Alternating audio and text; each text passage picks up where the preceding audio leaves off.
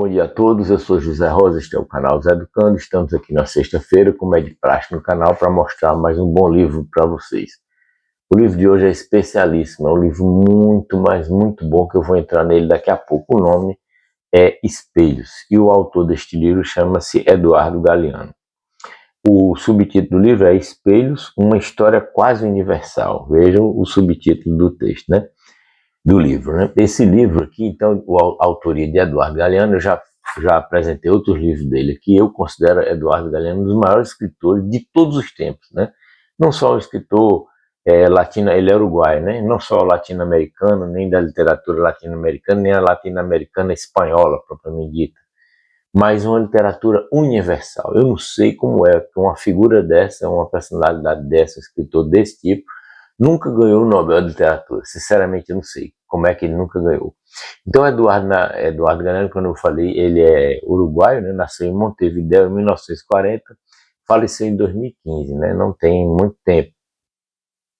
Ele viveu exilado na Argentina e na Catalunha, na Espanha, né? Desde 1973. No início de 1985, com o fim da ditadura, ele voltou para Montevideo. Galeano comete sem remorsos a violação de fronteiras que separam o gênero literário, exatamente. Ou seja, ele navega na crônica, no conto, na poesia, no romance. É um escritor completo, sabe? Uma coisa assim fantástica, realmente, a literatura de Eduardo Galeano. Ao longo de uma obra, eu estou lendo aqui da orelhinha para facilitar, um resuminho bom, né? Ao longo de uma obra na qual confluem narração, ensaio, poesia e crônica, seus livros recolhem, às vezes, as vozes da alma e da rua e oferecem uma síntese da realidade e sua memória. Exatamente isso. Ele recebeu o prêmio José América Arguedas, outorgado na Casa das Américas de Cuba, a medalha mexicana do bicentenário da independência do México, né? O American Book Award da Universidade de Washington, os prêmios italianos Mare Nostrum, Pellegrino Artusi e Ghinzani Cavò, o prêmio Dogerman da Suíça, a medalha de ouro do Circuito Belas Artes de Madrid e o Velázquez Montalbán do Futebol Clube Barcelona. Veja, isso aqui são alguns, né? Tem vários outros, né?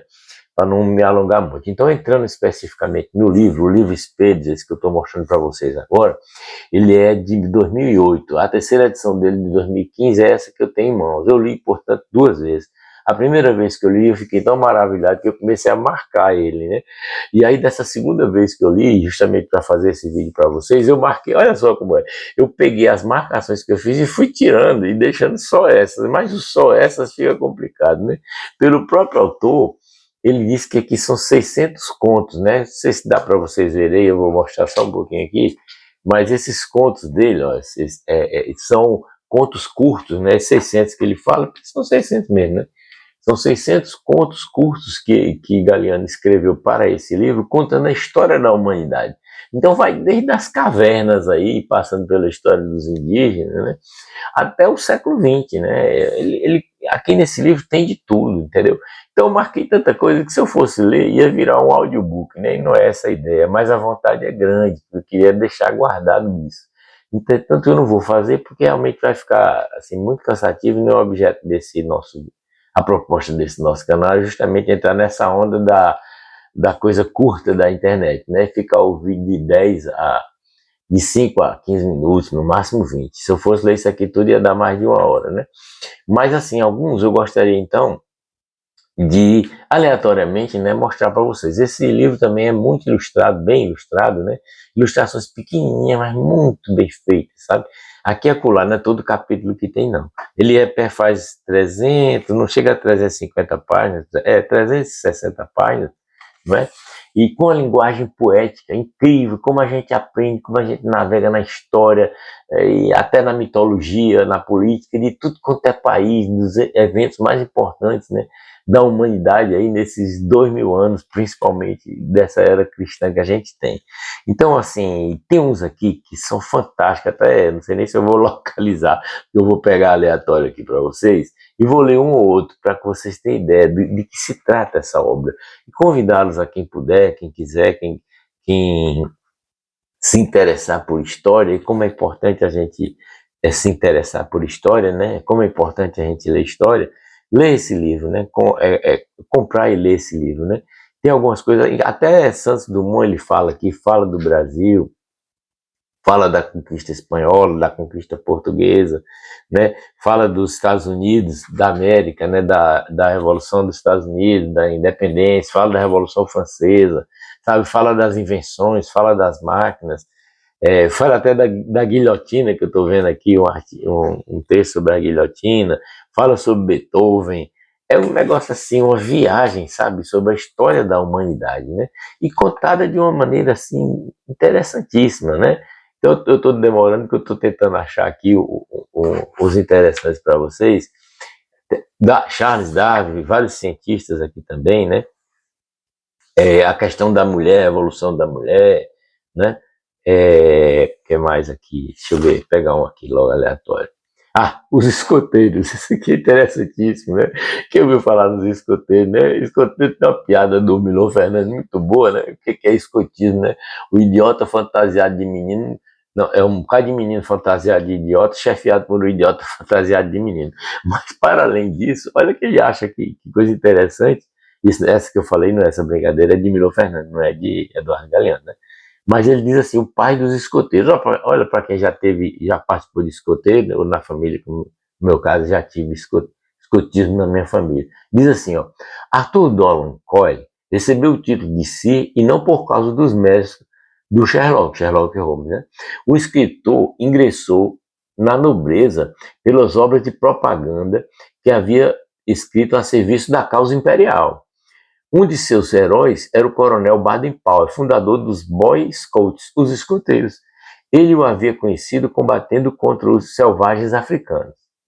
Aí a frase dele, né? Havia sempre alguma coisa de esportista em sua aguda apreciação da guerra, dizia-se Arthur. Habilidoso na arte de rastrear pegadas alheias e apagar as próprias, Baden-Powell havia praticado exitosamente o esporte da caçada aos leões, veados, zulus, Anrates e Nibebeles. Contra os Nibebeles tinha livrado uma dura batalha na África do Sul. Morreram 209 negros e um inglês. O coronel levou de lembrança o corno que o inimigo soprava para soar o alarme. E esse corno, em espiral de Antílope Kudu, foi incorporado aos costumes dos escoteiros e passou a ser o símbolo dos rapazes que amam a vida saudável. Vejam que nuances, né, da história que ele pega. É dessa forma, o livro é todo marcado por esse tipo de coisa. Tem uma parte aqui dedicada a Cuba, né, que é um negócio interessantíssimo, sabe? Aqui tem o título A Avenida Mais Longa do Uruguai, a crítica que ele faz, e aqui Martí, né, eu vou colocar essa de Martí, que é muito interessante. Ele diz assim, Martí, passeavam pai e filhos pelas ruas floridas de Havana, quando cruzaram com o senhor magrinho, calvo, que caminhava como se estivesse chegando tarde. E o pai advertiu ao filho, cuidado com esse aí, é branco por fora, mas por dentro é negro. O filho, Fernando Ortiz, tinha 14 anos. Tempos depois, Fernando seria o homem que soube resgatar, contra séculos de negação racistas, as ocultas raízes negras da comunidade. E aquele perigoso senhor, o magrinho, o calvo, o que caminhava como se estivesse chegando tarde, se chamava José Martí. Ele, filho de espanhóis, o mais cubano dos cubanos, o que denunciou, olha a frase de Martí, éramos uma máscara, com as calças da Inglaterra, o colete parisiense, o paletó da América do Norte e a carapuça da Espanha. E repudiou a falsa erudição chamada civilização e exigiu, José Martí, basta de togas e de dragonas. E comprovou, toda a glória do mundo cabe num grão de milho. Isso é lindo demais. Pouco depois daquele encontro em Havana, Martí se lançou rumo à montanha e estava lutando por Cuba quando, em plena batalha, uma bala espanhola derrubou do cavalo. E ele faleceu, né? E veja que coisa interessante, né? O resgate que ele faz aqui. A questão da fundação da universidade, fundação da democracia, profetas do século XX, o pai das lâmpadas, falando sobre Edison, né, Thomas Edison e Tesla. Essa parte de Tesla vale a pena mostrar também. Que coisa interessante, que resgate bonito que ele faz de Tesla. Assim, ó, Nikola Tesla sempre disse que havia inventado o rádio, mas quem levou o Nobel foi Guglielmo Marconi, como a gente sabe, Marconi, né?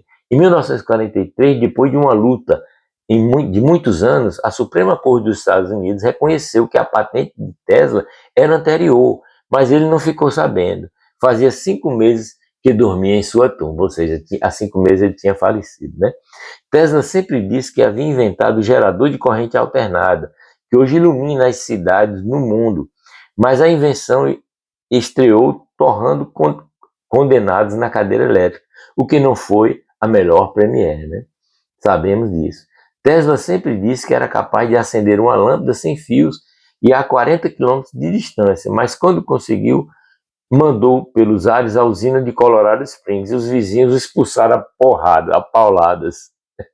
Tesla sempre disse que tinha inventado homenzinhos de aço guiados por controle remoto e raios que fotografavam o corpo por dentro, mas poucos levaram a sério aquele mago do circo que conversava com seu finado amigo Mark Twain e recebia mensagens da mente e de Marte. Tesla morreu num hotel em Nova York com os bolsos tão vazios que tinham estado 60 anos antes, quando desceu do barco que o trouxe da Croácia. Agora chama-se Tesla, em sua memória, a unidade de medida do fluxo magnético e a bobina que produz mais de 1 milhão de volts. Um resgate lindo, né, de Tesla. E esse resgate de Santos Dumont também vale a pena deixar registrado. Vamos me perdoando, já tem mais de 10 minutos, mas não tem jeito.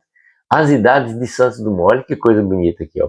Aos 32 anos, o argonauta brasileiro Alberto Santos Dumont, inexplicavelmente vivo depois de muitos desastres voadores, recebe o título de Cavaleiro da Legião da Honra da França. A imprensa o consagra como o herói mais eloquente e elegante de Paris. Aos 33, é o pai da aviação moderna, inventa um pássaro a motor que decola sem catapulta e se eleva ao ar a 6 metros do chão. Ao aterrissar, Santos Dumont declara: tenho a maior confiança no mundo no futuro do aeroplano, né, que ele havia inventado. Aí vem o final da história, que a gente sabe, mas é outra nuance.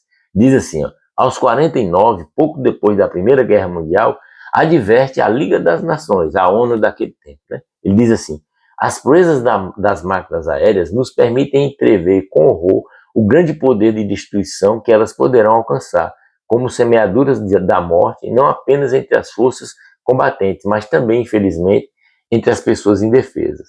Aos 53 anos, Santos Dumont diz: não vejo razão para que não se proíba os aeroplanos de jogarem explosivos quando se proíbe de jogar veneno na água.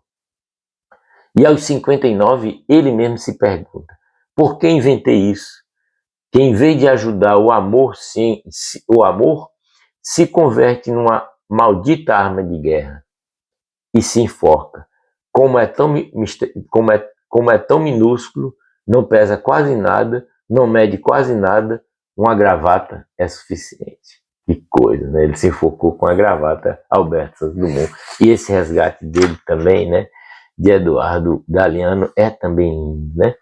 Aí ele fala das fundações do jazz, do samba é muito bacana, é que se eu for ler aqui não dá, né? Há um capítulo dedicado aos soldados conhecidos, um dedicado às pessoas de Fernando Pessoa. Rapaz, esse é fantástico também, dá vontade de ler aqui, mas é porque não dá tempo, né? Quer ver mais coisa que tem aqui? Proibido ser operário, né? A questão da saga dos operários. Guernica, esse de Guernica é fantástico também, que resgate que ele faz. Olha só, essa eu faço questão de ler. Diz assim, ó: Paris, primavera de 1937. Pablo Picasso acorda e lê. Lê o jornal enquanto toma o café da manhã no seu ateliê. O café esfria na xícara. A aviação alemã arrasou a cidade de Guernica. Durante 3 horas, os aviões nazistas perseguiram e metralharam a multidão que fugia da cidade em chamas. O general Franco garante que Guernica foi incendiada pelos dinamitadores asturianos e por piromaníacos bascos aliados às fileiras comunistas. Né? Isso aí o general Franco dizendo. Né? 2 anos depois, em Madrid, Wolfram von Richthofen, comandante das tropas alemãs na Espanha, acompanha Franco no palco da vitória. Matando espanhóis, Hitler ensaiou sua próxima guerra mundial. Foi isso, foi tudo ali, a gente sabe disso. Né? Muitos anos depois, em Nova York, Colin Powell pronuncia um discurso nas Nações Unidas anunciando a iminente aniquilação do Iraque. Olha o link que ele faz, que coisa interessante. Enquanto ele fala, o fundo da sala não aparece. Guernica não aparece. Nas Nações Unidas, eu não sei se vocês sabem, mas tem um painel lindíssimo, né, imenso, nas Nações Unidas da Guernica. Não é a Guernica oficial, primeiro, que está no Reina Sofia, na Espanha. Eu tive a oportunidade de ir já mais de uma vez. Né? Então, como eu estava dizendo, enquanto o Colin Powell falava na ONU, né, o fundo da sala não aparecia, a Guernica não aparece. A reprodução do quadro de Picasso, que decora a parede, foi completamente coberta por um enorme pano azul. As autoridades das Nações Unidas decidiram que aquela não era a companhia mais adequada para a proclamação de uma nova carnificina, que foi o caso do Iraque. Né? Veja esses resgates que Eduardo Galeano faz, gente. É muito bacana, das passagens mais importantes desse mundão. Né? Aqui falando de Vietnã, da Segunda Guerra, e tem um capítulo, gente, que vou encerrar daqui a pouquinho, esse aqui é quase para encerrar, a respeito do Pelé. Olha que coisa, porque Eduardo Galeano gostava muito de futebol também. Tem um livro dele dedicado a futebol, acho que eu já comentei aqui, eu tenho aqui no meu livro, se eu não comentei, eu vou comentar um dia que vale a pena. Então esse capítulo chama-se Pelé. Vou ver se esse daqui tem aqui Fundação de Cuba também. Tem muitas coisas bacanas, né? Muhammad Ali, tem um capítulo sobre Muhammad Ali, né? O Cassius Clay, que é muito bacana, sabe? Mas não dá para contar tudo aqui. Então eu vou me ater a esse do Pelé, que é genial. Olha o que ele diz aqui, ó. Genial, genial. Ele diz assim, ó, 2 clubes britânicos disputavam a última partida do campeonato. Não faltava muito para o apito final e continuavam empatados, quando um jogador chocou-se com outro e caiu esparramado no chão.